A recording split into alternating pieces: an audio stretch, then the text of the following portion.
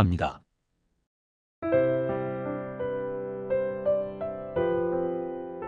현대의 주거 공간에서는 베란다나 발코니가 있는 집도 흔하고 때로는 확장 공사로 그런 공간이 없어진 경우도 많습니다.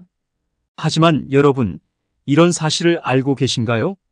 베란다나 발코니에 식물이나 다른 물건들을 잘못 배치하면 그 결과로 집안에 불운이 가득 차게 되어 경제적 손실은 물론 가족 구성원의 건강까지 위협받을 수 있다는 사실을요. 대부분은 현관을 기운이 들어오는 주요 통로로 잘 알고 계시지만 사실 베란다가 훨씬 더 큰 역할을 한다는 것을 모르시는 분들이 많아 안타깝습니다. 오늘의 영상은 집안의 불운을 제거하고 행운을 불러들이는 데 중점을 두고 있으니 끝까지 주목해서 보시기 바랍니다. 복은 단순히 받기만 해서는 오지 않습니다. 여러분이 구독과 좋아요를 클릭해 주시면 그 감사의 마음을 담아 저희는 구독자 한 분, 한 분을 가족처럼 생각하며 매일 최선을 다해 여러분께 행복과 행운이 가득하기를 진심으로 기원하겠습니다. 최근 60대 남성 고객 한 분이 베란다에 대한 풍수자문을 구하기 위해 연락을 주셨습니다. 우선 여러분에게 설명드리기 전에 베란다와 발코니의 기능은 유사하므로 앞으로는 베란다로 통일하여 말씀드리겠습니다. 이 고객님은 풍수지리 학회장이 쓴 글을 읽고 베란다에 화단을 조성하고 싶어 하셨는데요. 어떻게 화단을 만들면 풍수적으로 유리할지 또 어떤 식물을 심는 것이 좋을지에 대해 궁금해 하셨습니다. 여기서 중요한 점은 베란다나 발코니에 큰 화단이나 텃밭을 만드는 것은 피해야 한다는 것입니다. 이러한 행위는 자신도 모르게 불운을 초래할 수 있는 매우 위험한 결정이 될 수 있습니다.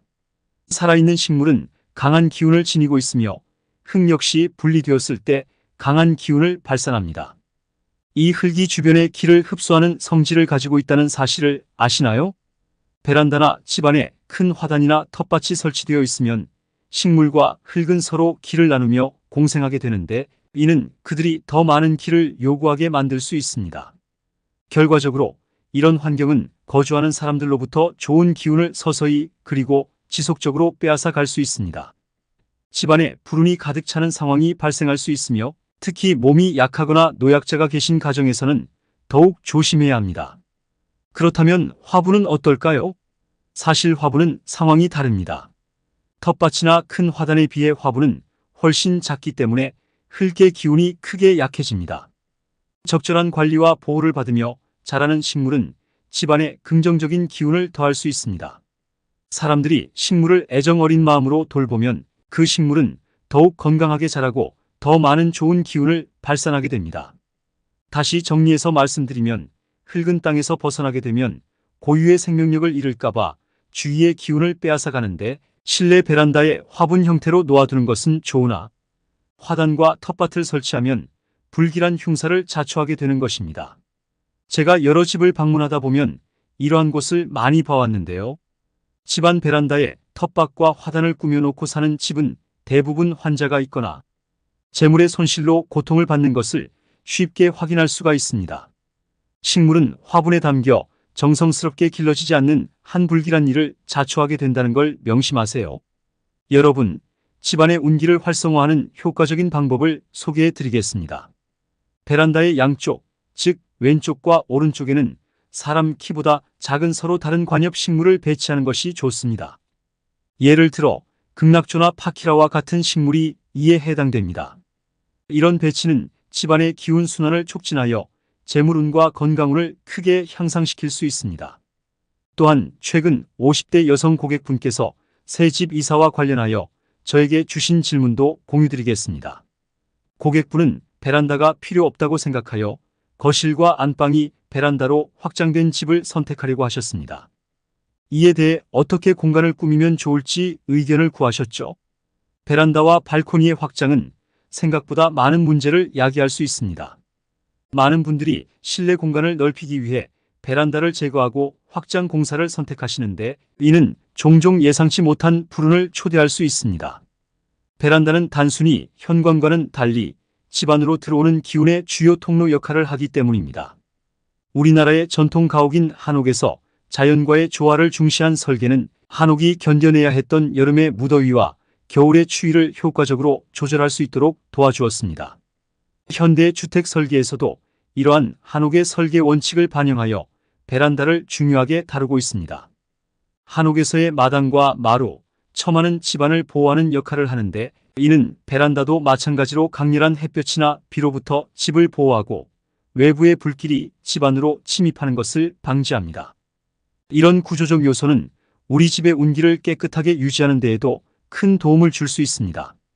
따라서 풍수적인 관점에서 베란다의 존재는 매우 중요하며, 이를 제거하거나 변경하는 것은 신중하게 고려해야 할 사항입니다. 베란다가 제 역할을 다할 수 있도록 길을 잘 조절하고 환경을 적절히 유지하는 것이 중요합니다.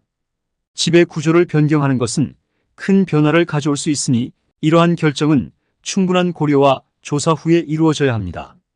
집안의 풍수를 개선하는 것은 단순한 변화보다는 집 전체의 에너지 밸런스를 고려한 조화로운 접근이 필요합니다. 먼저 베란다가 있으신 분들을 위해 설명을 드릴게요. 베란다는 한옥의 대청마루의 역할도 하는데요. 재래의식이 행해지는 신성한 장소이자 집안을 지키는 신이 머문다고 믿는 신성한 공간이기도 합니다. 이러한 곳에 쓸모없거나 버릴 물건을 쌓아놓으시는 분들이 참으로 많습니다. 또한 운기가 들어오는 제일 큰 노인 이곳을 창고로 생각하시고 이것저것 쟁여놓으시면서 공간을 너무 비좁게 사용하십니다. 이렇게 하시면 좋은 운은커녕 불운이 가득해집니다. 버리실 건 다 버리시고요. 물건들은 최대한 깔끔하고 안 보이게 해주세요. 통로가 넓어지게 정리정돈을 해주셔야 좋은 운기가 가득해집니다. 또한 중요한 것이 있는데요. 베란다의 바닥을 해치지 마세요. 신성한 공간의 바닥을 손상시키면 집이 몸살을 하여 가족들 구설수가 끊이질 않고 건강운과 재물운이 들어오지 않습니다. 이곳을 신성한 기운을 불러들이는 공간으로 만드시려면 적당한 화분 몇 개와 탁자 또는 의자를 두세요. 집안에서 여유를 느낄 수 있는 공간으로 만들어주시면 좋은 기운이 많이 들어옵니다. 이렇게 특별한 공간으로 만들어주신다면 내 마음 또한 전보다 달라진다는 걸 느끼실 텐데요. 나도 모르는 사이에 더 많은 복을 담을 수 있는 풍요로운 마음가짐이 생긴답니다. 베란다가 없으신 분들을 위해 설명드릴게요. 확장 공사를 하시거나 확장이 되어 있는 집으로 이사할 경우 대다수 거실과 베란다가 있던 곳의 천장 높이가 다를 텐데요. 이러시면 운기의 흐름을 어지럽혀서 좋은 운이 들어오지 못합니다. 재물운과 건강운을 원하신다면 높이가 같도록 공사해야 합니다.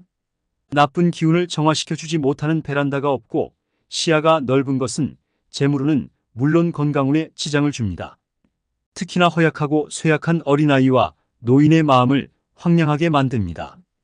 또한 기존 베란다의 위치에 사람이 오랜 시간 머무는 소파나 침대가 위치해 있으면 기운을 빼앗길 수 있어서 좋지 못하답니다.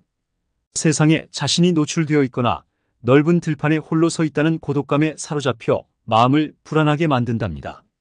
이는 전통 마을의 입지에서 수구가 지나치게 넓은 것과 마찬가지입니다. 그 결과 집안에 머무는 좋은 기운이 거실에 넓게 트인 창을 통해 도망갈 위험이 크다는 겁니다. 하지만 해결 방법도 있으니 집중해 주세요. 먼저 거실의 창가 쪽으로 커튼 또는 블라인드를 넓게 치세요. 그리고 적당히 키가 크고 잎이 많은 관엽식물을 샷이 창 중앙에 배치해 주시는 겁니다. 작은 화분 몇 개를 같이 두셔도 좋습니다. 마을 입구에 정자나무를 심는 것과 마찬가지로 수용이 크고 잎이 많은 식물을 샷이 창 가운데에 두세요. 마을에 기가 모자랄 때 숲을 조성해 그 기운을 채우는 것과 같은 효과를 불러옵니다. 이로 인해 마음의 안정도 얻을 수 있고 재물운 또한 불러올 수 있습니다. 어쩔 수 없이 소파나 침대를 배치해야 할 경우 창가로부터 적당히 멀리 떨어뜨려 주시면 불운을 막을 수 있습니다. 여러분의 샷이 창밖엔 무엇이 보이시나요? 혹시 다른 건물의 뾰족한 천장 모서리가 보이시나요? 만약 그 모서리가 유독 많고 신경 쓰이게 우리 집을 향하고 있다면 집안에 같이 사는 가족 모두에게 피해가 갑니다. 이럴 때 흉한 기운을 순화시키려면 이파리가 둥근 관엽 식물을 건물, 모서리가 잘 보이는 창가 쪽에 두셔 흉사를 막을 수 있습니다. 또한 샷이 창밖에 산이 보이시는 분들 많이 계시죠? 그렇다면 잘 들어보세요. 이번에는 70대 여성분과의 상담 내용을 말씀드릴게요. 최근에 이사한 집이 서울 관악구 남현동이라고 합니다. 관악산 자락에 있는 빌라입니다. 베란다 너머로 관악산 봉우리가 가깝게 보이고 햇볕이 굉장히 잘 들어와서 마음에 들어 했는데요. 며칠 전 아시는 법사님이 집들이 겸 모셔서 말씀하신 것이 신경이 쓰여서요. 산세는 좋은데 터가 너무 세고 관악산의 화기가 너무 강하게 들어온다고, 기가 강한 사람이 아니면 버티기 힘들다고 한 말이 자꾸 걸립니다. 그래서 나름 공부를 해보니 관악산의 화기를 받아 태어난 아이는 화가 많아서 입궁을 안 시켰다는 말이 많아서요. 손주를 위해서라도 다른 집으로 이사를 가야 할지 고민이 됩니다. 라는 궁금증을 가지고 계셨습니다. 제 답변은 이렇습니다. 이는 관악산뿐만 아니라 대한민국 어느 산이든 마찬가지입니다. 오행으로 구분하기 어렵습니다. 좋은 운과 나쁜 운이 함께 공존하며 뒤섞여 있다는 뜻입니다. 풍수를 조금 안다고 하는 사람조차 관악산은 화염산이라고 바라다 보입니다. 그 예로는 압구정동, 대치동, 성북동, 평창동, 한남동, 이태원동, 특히 방배동 등 강남 부촌의 다수 장소에서는 관악산이 보입니다. 그리고 구기동, 평창동, 청운동, 성북동, 삼청동 등 부호나 유명 인사가 사는 곳의 대부분 악산, 즉 험한 산이라는 뜻입니다. 고객분이 거주하시는 집도 관악산 줄기에 악산이 자리 잡고 있는 셈입니다. 또한 관악산의 불기운을 달래기 위해 해태상을 세웠다는 것과 숭례문의 편액이 세로로 길게 놓였다는 역사적인 사실은 잘 알고 계실 것입니다. 그 화기를 누르기 위하여 숭례문 앞에도 연못을 조성한 것입니다. 남현동은 운기가 높기로 유명한 곳입니다. 잘 활용하면 길지요. 그렇지 못하면 흉지인 대표적인 지역이기도 합니다. 또한 관악산의 화기를 받은 아이를 궁궐로 입궁 안 시켰다는 이야기는 한 평생 풍수에 몸담은 본인으로서는 처음 듣는 이야기로 허무맹랑하게 꾸며진 이야기인 것 같습니다. 여러분, 혹시 창가의 관악산 같은 험한 화염산 때문에 기력이 쇠약하다고 느끼시는 분들이 계신가요? 그렇다면 흉지를 길지로 바꾸는 비방법이 있습니다. 바로 대나무 그림이나 소나무 그림을 거실에 걸어두시는 건데요. 불의 기운을 눌러주고 운기를 강화시켜줍니다. 그림을 고르실 때 주의하셔야 할 것도 있는데요. 바로 색상입니다. 여러 가지 색이 아닌 한 가지 색상으로 되어 있어야 효력이 있답니다. 이렇게 악산이 땅의 기운만 잘 활용하면 오히려 재물을 얻고 큰 인물이 날 수도 있다는 점을 간과해서는 안 됩니다. 그러나 조심해야 할 산도 물론 있답니다. 집 뒤에 뾰족하고 험악한 돌산이 있거나 그러한 돌산이 있는 그림을 집에 걸어두면 절대 안 됩니다. 이러한 경우 예기치 못한 복잡한 일로 큰 어려움을 당하게 됩니다. 저는 구독자분들 모두 큰 복을 받길 매일 간절히 바라는데요. 그러기 위해서는 이 말을 따라 주셔야 합니다. 내가 베푸는 만큼 더 큰 복이 되어 돌아온답니다. 공유를 눌러서 친구분들에게 이 영상을 베풀어